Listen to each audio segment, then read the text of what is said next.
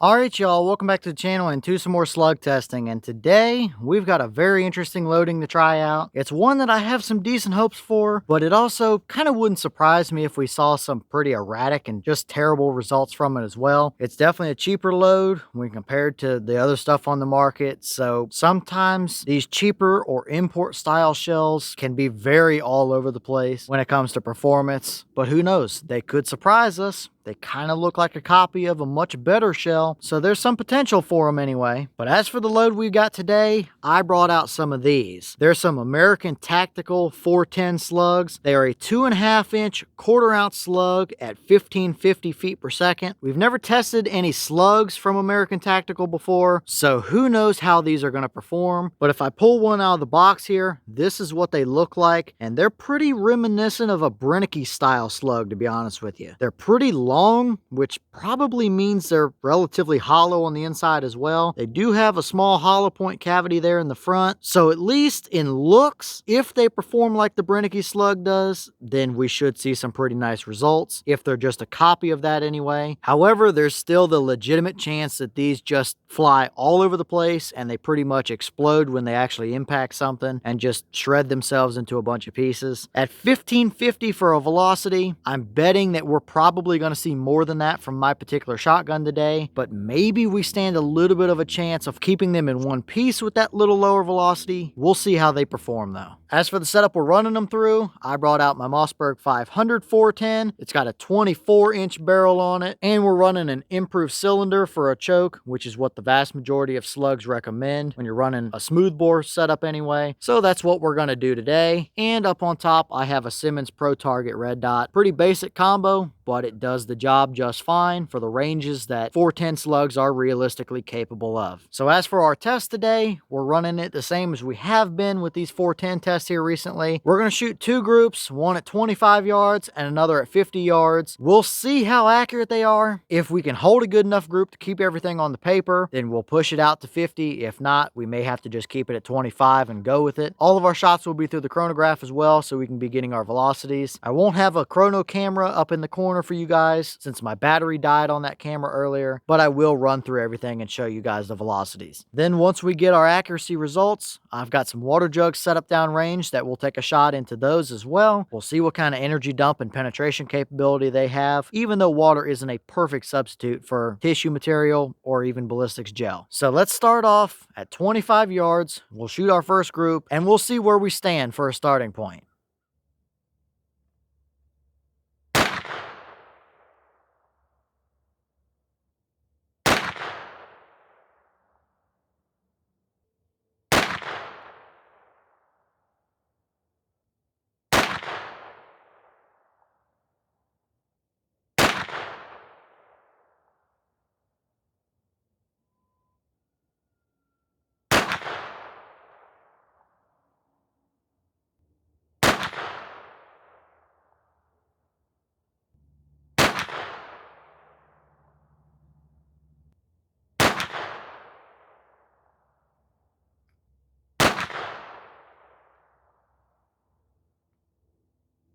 Okay, so we'll run through our chrono numbers real quick before we look at the target. The boss claim is 1550. However, we definitely were seeing more than that, and that has kind of been a trend with 410 slugs that I've been testing. For whatever reason, through my particular setup, seems like they're a little bit higher than box claim. Sometimes even 100 plus feet per second higher, even though we've got a 24-inch barrel. But we had 1836, 1900, 1813, 1862, 1881, 1841, 1882, 1834, 1868, and 1835 for an average at 1855. So 305 feet per second above the boss claim. Seems like an error looking at it initially, but we were consistently seeing that same velocity, and that has been a repeated thing from 410 slugs through this Mossberg, is higher velocity than box claim. So they're moving up there typically where Winchester Super X slugs are at when it comes to 410. So we've got enough energy, and here are the numbers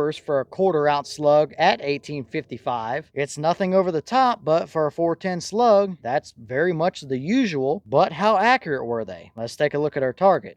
Okay, so here we have our targets. We'll start on the left at 25 yards, and I did decide to take 5-shot groups instead of 3 because I did have a 25 round box, and I think it gives a little better picture when you're dealing with 410 slugs like this. And we had 4 of them that were decently close to each other and 1 that was a little low, but you can see a couple of these slugs, especially this one, were not flying exactly straight. The tail end of them was definitely kicked out, and they were yawing and trying to start tumbling a little bit as they were flying down range. I don't think any of them actually did tumble, but they weren't completely stable. Overall at 25, it's not impressive as far as accuracy in the grand scheme of things goes, but for what these slugs are, it could have been worse. It gave us a 3.75 inch group, and that is from center to center on the farthest 2 bullet holes across there. Even if it's not overly impressive, it is technically usable enough at that distance to do the job. Moving over to 50 yards, we definitely continued to open it up and saw the same trend. We had a hole here, here, here.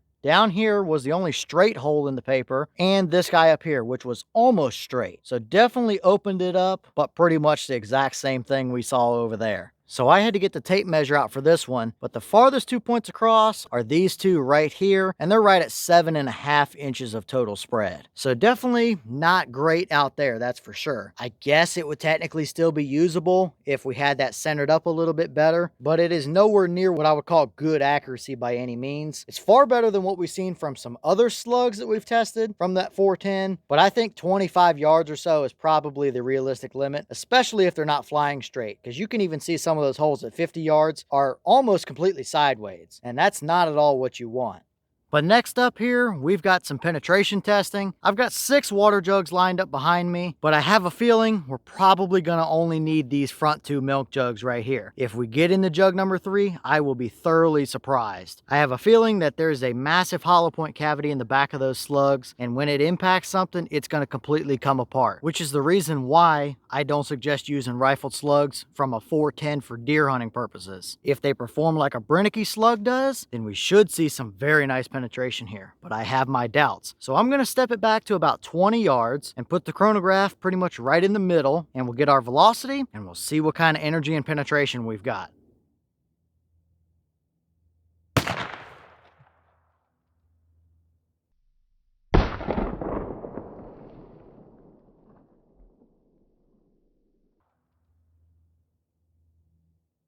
All right, so the velocity about 8 yards or so in front of the muzzle on that one was 1749. So we can get some energy numbers for this particular shot off of that number. So for this particular shot, about 8 to 10 yards in front of the muzzle or so, it gave us 740 foot-pounds of energy. That's very much so average for a 410, a little bit out in front of the muzzle, mid 700s to maybe a little over 800. So nothing out of the ordinary to see here. That's about what I thought it would be. And looking at our jugs over here, I think it did about exactly what I thought it would. Jug number 1 is way over there, jug number 2 is here on the edge, and jug number 3 and so on are not even touched at all. We'll walk over here and look at jug number 1 first. Completely blew it apart, and it does indeed look like down in the bottom there might be a couple fragments of lead. So I'll dump that out here in a minute because I think it completely blew the slug apart. And as far as jug number 2 goes here on the table, we might have had a fragment enter right here. We did split the jug. I will dump this out and we'll see if there's anything in here, but it definitely maybe had a piece enter here, and there's absolutely nothing anywhere else on the jug at all. So one, maybe a slight bit into number 2 for penetration, and that's really about it. And indeed, here's what we got out of those 2 jugs. Jug number 1 is these 2 flakes, and that piece came out of jug number 2. Might have a little bit of the tail wad base piece still stuck in it, but that's it right there. That's probably, I don't know, a third of the slug, maybe half if we're lucky, and it completely grenaded itself in that first jug, because there's more shrapnel pieces that probably got flung somewhere on the range out here that you're never going to be able to find. But that right there is exactly why I don't use most rifled slugs if I'm going to deer hunt with a 410. Brennecke slugs will not do that right there. So we'll take these into the bench, we'll measure them, we'll weigh them, and get a little better look of them in there.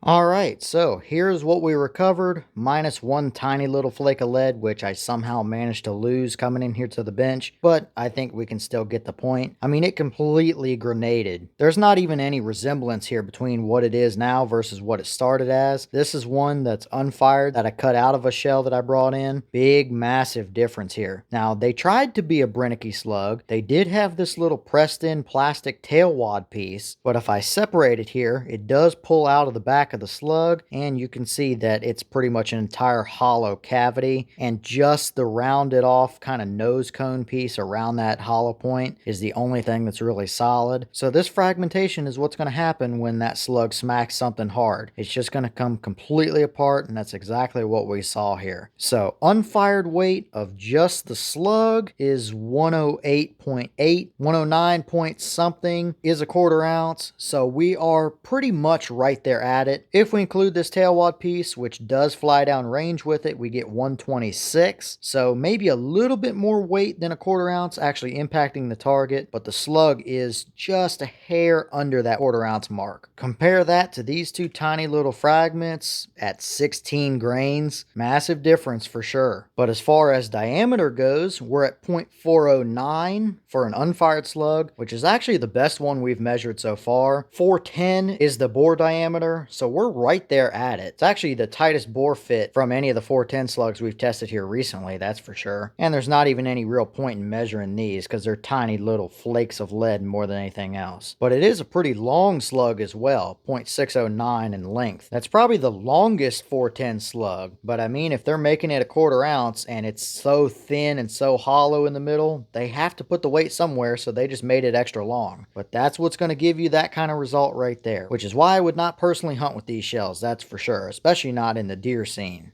All right, y'all. Well, what did you think about that performance right there? Kind of did about what I expected it to. It was okay for accuracy, at least at 25 yards, but I definitely don't like that a lot of those slugs were not flying stable. They had some yaw to them for sure. By the time we reached 50, they were really starting to turn sideways, so that ain't great. And even with the penetration test here, it pretty much came to pieces in jug number 1. Obviously, water isn't a perfect substitute for something like ballistics gel, but this is the same story that you can find in a bunch of other videos from other people testing a lot of other 410 slugs as well. They just tend to do this. Maybe at longer ranges you can slow down enough to actually keep the slugs together, but within their usable range for energy capability and stuff, a lot of times they flatten out and pretty much shred themselves to pieces. I was hoping these would be better since they look like a Brennicky style slug, but that is not the case. Maybe if they didn't have a hollow point cavity and they had a little point to the nose like a Brennicky slug, maybe that would help hold them together a little better, but I doubt it. I think it's just cheap and thin lead with not a whole lot of bullet weight in the first place, with a big hollow cavity in the back. And that's just the kind of performance that you're gonna get. So I guess leave all your thoughts down below. Is that about what you expected to see? Were you a little surprised one way or the other? Have you tested any of these American Tactical 410 slugs? And if so, what kind of results have you seen? Is this a combo you would ever use for anything? Maybe you would hunt with it. Maybe if you got it for cheap enough, you could just target shoot with it. Let me know what you guys might do with it. And maybe what other testing do you want to see when it comes to either these slugs or 410 slugs in general? Leave all your thoughts down in the comments below. But with that being said, I've got some more testing to get done for you guys, so I'm going to get back to it. As always, we have the channel Instagram as well as the mailbox where you can send stuff if you'd like. All the information will be in the description if you're interested in it, but I'm going to get back to it, so I'll see y'all in the next one.